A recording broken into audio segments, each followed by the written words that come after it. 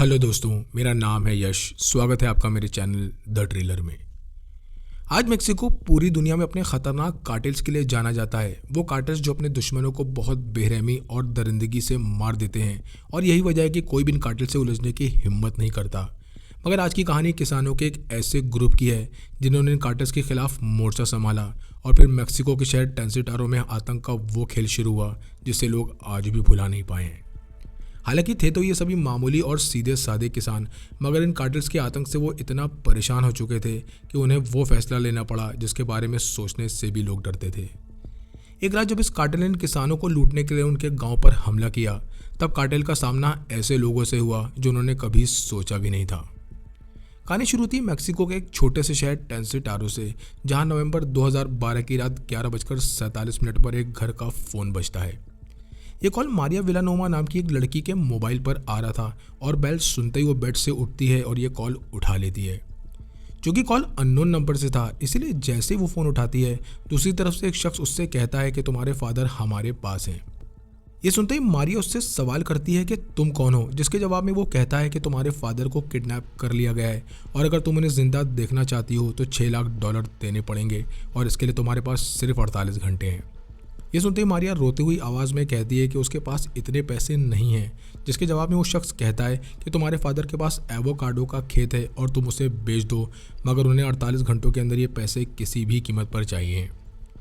अगला सवाल करते हुए मारिया पूछती है कि क्या वो अपने फादर से बात कर सकती है और वो ठीक है या नहीं, मगर तब ये कॉल डिस्कनेक्ट हो जाती है। कॉल डिस्कनेक्ट होते ही मारिया बेड पर बैठकर जोर जोर से रोने लगी, और उसका पूरा बदन डर की वजह से कांप रहा था, मगर उसे ये समझ नहीं आ रहा था कि अब वो क्या करे। मारिया के फादर के पास 20 एकड़ का एवोकाडो फार्म हाउस था, जिसकी कीमत उस वक्त $5 लाख के करीब थी।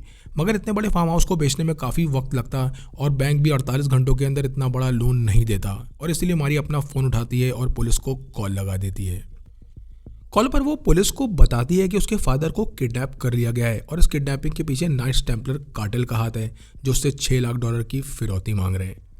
पुलिस ऑफिसर उससे सवाल करते हुए पूछता है कि वो कहाँ रहती है, जिसके जवाब में वो बताती है टेंसिडारो, और ये सुनते ही पुलिस ऑफिसर कहता है कि वो उसकी कोई मदद नहीं कर सकता। ये सुनते ही मारिया चिल्लाते हुए पूछती है कि पुलिस उसकी मदद क्यों नहीं करेगी, और तब पुलिस ऑफिसर बताता है कि इस पूरे एरिया को नाइट्स टेम्पलर कार्टेल कंट्रोल करता है, और अगर वो उसकी मदद करेंगे तो वो मारे जाएंगे। अब मारिया नाउम्मीद होकर ये सोचने लगती है कि उसके फादर का मरना तय है और उसकी मदद करने कोई नहीं आएगा, मगर वो इस बात से बेखबर थी कि उसके लिए मदद आने वाली है, और यहीं से कहानी एक नया मोड़ लेती है। 23 फरवरी 2013 की सुबह 6:15 बजे डॉक्टर होजे मैनुअल अपने घर में सो रहा था कि तभी उनकी आंख अचानक गोलियों की आवाज़ से खुलती है। ये आवाज़ लगभग 1 किलोमीटर दूर से आ रही थी, और ये AK-47 राइफल्स की आवाज़ थी, जिसे मेक्सिको के लोग बहुत अच्छी तरह पहचानते हैं। बहरहाल डॉक्टर होजे फ़ौरन तैयार होकर अपना फ़ोन चेक करता है, जिसमें उसके पड़ोसी का मैसेज पड़ा था, और मैसेज ये था कि कार्टेल के लोग हैवियर और उसके बेटे को पैटसन की तरफ लेकर गए हैं। हैवियर एक अच्छा आदमी था जो भैंस का तबेला चलाता था और अपने 3 बच्चों के साथ सुकून की ज़िंदगी बिता रहा था, और हैवियर और उसके बेटे को मिलाकर ये तीसरी किडनैपिंग थी जो इस शहर में हुई थी। डॉक्टर होजे एक 54 साल का फिजिशियन था जो पिछले 10 सालों से कैलिफोर्निया में रह रहा था, मगर चूंकि टेंसिडारो में उसका एक खेत था, इसीलिए रिटायरमेंट लेकर वो 2007 में मेक्सिको वापस आ गया और यहीं रहने लगा। अब आते हैं नाइट्स टेम्पलर कार्टेल पर, जिसका पूरे मिशोआकान पर कंट्रोल था, और टेंसिडारो भी मिशोआकान के अंदर ही आता था। ये कार्टेल दूसरे कार्टेल से बहुत अलग था, क्योंकि जहां दूसरे कार्टेल सिर्फ ड्रग्स बेचते थे, वहीं ये कार्टेल ड्रग्स के साथ साथ लोगों से हर चीज़ और हर लेन देन पर टैक्स लेता था। टेंसिडारो में मौजूद हर दुकान और ज़्यादातर बिकने वाले फ्रूट्स पर वो किसानों से टैक्स लेते थे, जिसमें एवोकाडो सबसे टॉप पर था। चूँकि डॉक्टर होजे के पास भी एवोकाडो का खेत था, इसलिए वो इस कार्टेल को $1200 हर महीने देता था ताकि वो जिंदा रह सके। हालांकि इस बार भी उसने ये पैसे उन्हें टाइम पर दे दिए, मगर इस बार कार्टेल ने ये रकम बढ़ाकर $5000 कर दी थी, और वो उसे किडनैप कर लेते हैं। इस किडनैपिंग से 24 घंटे पहले लगभग दोपहर 4:30 बजे के करीब डॉक्टर होजे अपनी क्लिनिक से घर की तरफ जा रहा था कि तभी उसकी कार को एक चेक पॉइंट पर रोक लिया गया। ये कोई गवर्नमेंट का चेक पॉइंट नहीं था, बल्कि एक कार्टेल का चेक पॉइंट था, जहां 5 कार्टेल मेंबर्स हाथ में AK-47 लिए खड़े थे। डॉक्टर होजे की कार रुकते ही एक कार्टेल मेंबर उससे कहता है कि वो बाहर आ जाए, और होजे भी ये समझ चुका था कि अगर वो यहाँ से भागा तो वो मारा जाएगा, इसलिए वो चुपचाप हाथ ऊपर करके कार से बाहर निकल गया। इसके बाद एक कार्टेल मेंबर ने डॉक्टर की आंख पर पट्टी बांध दी और उसे एक वैन में बिठा दिया गया, जिसके बाद ये वैन लगभग 1 घंटा चलने के बाद एक जगह पहुंचती है। वहाँ पहुंचते ही डॉक्टर होजे की पट्टी जैसे ही खोली गई, वो देखता है कि उसे एक वेयर हाउस में लाया गया है जो पूरी तरह खाली था और यहाँ उसके सामने एक चेयर पड़ी थी। थोड़ी देर बाद एक शख्स इस वेयर हाउस में दाखिल होता है जिसकी उम्र 30 साल थी, हाथों पर टैटू बने हुए थे और उसने एक महंगी घड़ी पहन रखी थी। ये शख्स डॉक्टर होजे से कहता है कि तुमने हमें पूरे पैसे नहीं दिए, जिसके जवाब में डॉक्टर होजे कहता है कि वो उन्हें हर महीने $1200 देता है और इस महीने भी दिए हैं। ये सुनते ही ये शख्स कहता है कि $1200 पिछले महीने तक थे और इस महीने से उन्हें $5000 चाहिए हैं, जिसके जवाब में डॉक्टर होजे कहता है कि उसके पास $5000 नहीं है और फिर वो डॉक्टर के हाथ पैर बांधकर उसे एक वेयर हाउस में बंद कर देते हैं। लगभग 6 घंटों तक डॉक्टर होजे बंधे हाथ पैरों के साथ वहीं बैठा रहा, जहाँ उसे खाना पानी कुछ नहीं दिया गया और आखिरकार उसका भाई आता है और $5000 देकर उसे छुड़ा ले जाता है। डॉक्टर होजे जब अपने भाई के साथ बाहर निकल रहा था तब ये शख्स पीछे से आवाज़ लगाता है कि अगले महीने से उन्हें $10,000 चाहिए और अगर वो पुलिस के पास गया तो वो उसके पूरे परिवार को मार डालेंगे। पहला जब डॉक्टर होजे अपने घर वापस लौट रहा था तब गुस्से से उसका पूरा बदन कांप रहा था और वो उस पूरी रात नहीं सोया, ये सोचते हुए कि गवर्नमेंट उनकी मदद नहीं करेगी और पुलिस खुद कार्टेल्स के लिए काम करती है, इसीलिए अब उन्हें खुद अपने लिए खड़ा होना होगा और हथियार उठाने होंगे। 24 फरवरी 2013 की रात 8 बजे डॉक्टर होजे के घर पर लगभग 20 आदमी जमा होते हैं, जिसमें किसान, शॉप ओनर्स, मैकेनिक और ट्रक ड्राइवर्स शामिल थे। ये वो सभी लोग थे जिन्होंने कार्टेल्स को पैसे दिए थे या उनके जरिए लूटे गए थे और कुछ लोगों ने तो अपनी फैमिली मेम्बर्स भी खोए थे। अब डॉक्टर होजे इन सभी 20 आदमियों के बीच खड़ा हो जाता है और उनसे पूछता है कि तुम में से कितनों को कार्टेल किडनैप कर चुका है, जिसके बाद 8 लोग अपने हाथ हवा में उठा देते हैं। दूसरा सवाल करते हुए डॉक्टर पूछता है कि तुम में से कितनों ने कार्टेल को इस महीने पैसे दिए हैं, जिसके बाद सभी 20 लोग अपना हाथ हवा में उठा देते हैं। और तीसरा सवाल ये था कि कितनों ने पुलिस से मदद मांगी, जिसके बाद सभी ने हाथ उठाकर नीचे कर लिए क्योंकि इसमें से किसी की भी पुलिस ने मदद नहीं की थी। अब अपनी बात कहते हुए डॉक्टर होजे सभी से कहता है कि आज के बाद ना तो वो कार्टेल्स को पैसे देंगे और ना ही कोई उनकी बात मानेंगे, और चूंकि हमारी मदद के लिए ना तो पुलिस आएगी और ना ही गवर्नमेंट, इसलिए अब हमें खुद इस कार्टेल से लड़ना होगा। ये सुनते ही एक शख्स कहता है कि उनके पास AK-47 है और हमारे पास कुछ नहीं है, जिसके जवाब में डॉक्टर होजे कहता है कि हम AK-47 का इंतज़ाम करेंगे। ये सुनते ही दूसरा शख्स चिल्लाते हुए कहता है कि तुम नाइट्स टेम्पलर कार्टेल के खिलाफ जंग छेड़ने की बात कर रहे हो और वो हम सभी को जान से मार देंगे। ये सुनकर डॉक्टर होजे कहता है कि वो अभी भी एक एक करके हम सभी को मार ही रहे हैं और अगर हम सब लड़ेंगे तो कम से कम लड़ते हुए मरेंगे। इतनी बात होने के बाद पूरे रूम में एक सन्नाटा छा गया और तभी वहाँ मौजूद मिगेल कहता है कि मैं इसके लिए तैयार हूँ। मिगेल के पहल करते ही एक एक करके सभी कार्टेल के खिलाफ लड़ने को तैयार हो गए, मगर अभी तक ना उनके पास कोई हथियार थे और ना ही कोई प्लान। 25 फरवरी 2013 की रात 11 बजे ये सभी लोग दोबारा मिलते हैं, मगर इस बार उन सभी के पास हथियार थे, जिसमें हंटिंग राइफल्स, शॉटगन्स और 2 AK-47 थी जिन्हें ब्लैक मार्केट से खरीदा गया था। वो सब कहीं ना कहीं डरे हुए भी थे क्योंकि उनमें से ज़्यादातर ने कभी बंदूक नहीं चलाई थी, मगर उनके पास इसके अलावा और कोई चारा भी नहीं था। डॉक्टर होजे ने अब उन सभी लोगों को 4 अलग अलग टीम्स में बांट दिया, जिनमें हर टीम 6 घंटों की अलग अलग शिफ्ट्स में गांव पर पहरा देंगी। उनके बीच ये तय हुआ कि पहरा देने के दौरान जिस भी टीम को नाइट टेम्पलर कार्टेल के लोग आते दिखाई देंगे वो बाकी टीम्स को वॉकी टॉकी के जरिए खबर कर देंगे और वो सभी साथ मिलकर उनका मुकाबला करेंगे। अब उनकी एक टीम पहरा देने के लिए टेंसिडारो की सड़कों पर देर रात घूम रही थी और शुरुआत के 2 घंटों तक इन सड़कों पर बिल्कुल सन्नाटा था और रोड्स पूरी तरह खाली थी, मगर तभी रात 1:17 पर डॉक्टर होजे का वॉकी टॉकी बजता है। पहरादेरी टीम का एक मेंबर बताता है कि ईस्ट चेक पॉइंट की तरफ से 5 ट्रक उनकी तरफ बढ़ रहे हैं और इसमें बैठे सभी लोगों के पास हथियार हैं। ये सुनते ही डॉक्टर होजे के दिल की धड़कन तेज हो गई और वो अपनी बाकी टीम्स को लेता है और वो सभी हथियारों के साथ ईस्ट चेक पॉइंट की तरफ बढ़ने लगते हैं। इस चेक पॉइंट की तरफ जो 3 ट्रक्स बढ़ रहे थे उनमें कुल 8 लोग बैठे थे और इन सभी के हाथों में AK-47 थी और ये नाइट टेम्पलर कार्टेल था जो दुकानों और किसानों से वसूली करने आ रहा था। इधर डॉक्टर होजे और उसकी सभी टीम्स कार्स के पीछे छुपकर पूरी तरह तैयार थे और तभी कार्टेल की गाड़ियां वहां आकर रुकती हैं। वहां का नज़ारा देख कार्टेल मेंबर्स कंफ्यूज हो गए क्योंकि सड़कें खाली थी और उन्हें कोई दिखाई नहीं दे रहा था। इसी दौरान एक कार्टेल मेंबर की नज़र इन किसानों पर पड़ी जिनके हाथों में हथियार थे और वो फौरन अपनी AK-47 इनकी तरफ तान देता है। ये देखते ही डॉक्टर होजे ने कार्टेल मेंबर पर पहले फायर कर दिया और उसके बाद वहां तबाही शुरू हो गई। अब कार्टेल मेंबर और किसान आमने सामने थे और वो एक दूसरे पर गोलियां बरसा रहे थे, जिसमें AK-47 हंटिंग राइफल्स और शॉटगन की आवाज़ें हर जगह गूंज रही थी। डॉक्टर होजे गोलियों से बचने के लिए एक कार के पीछे छुप गया और गोलियां कांच तोड़ते हुए उसके ऊपर से निकल रही थी, मगर तभी वो अचानक अंधाधुंध फायरिंग शुरू कर देता है। ये शूटआउट लगभग 7 मिनट तक चला, मगर किसानों के लिए 7 घंटे चली जंग के बराबर था और तभी वहाँ सन्नाटा छा गया। कार्टेल मेंबर्स जल्दी जल्दी अपने ट्रक में बैठे और वहाँ से वापस भाग निकले और उधर डॉक्टर होजे कार के पीछे से निकलता है और इस वक्त उसके कान फायरिंग की आवाज़ से सुन पड़ गए थे। सबसे पहला सवाल करते हुए डॉक्टर होजे ने पूछा कि किसी को कोई चोट तो नहीं आई, और तभी उसे पता चला कि मिगेल के शोल्डर में गोली लग गई है। बहरहाल वो मिगेल के शोल्डर की मरहम पट्टी करता है और फिर वो सभी जश्न मनाने लगे कि उन्होंने नाइट टेम्पलर कार्टेल को वहाँ से वापस भगा दिया। हालांकि डॉक्टर होजे अंदर ही अंदर ये बात जानता था कि कार्टेल मेंबर्स दोबारा वापस ज़रूर लौटेंगे और ये अभी सिर्फ एक शुरुआत है।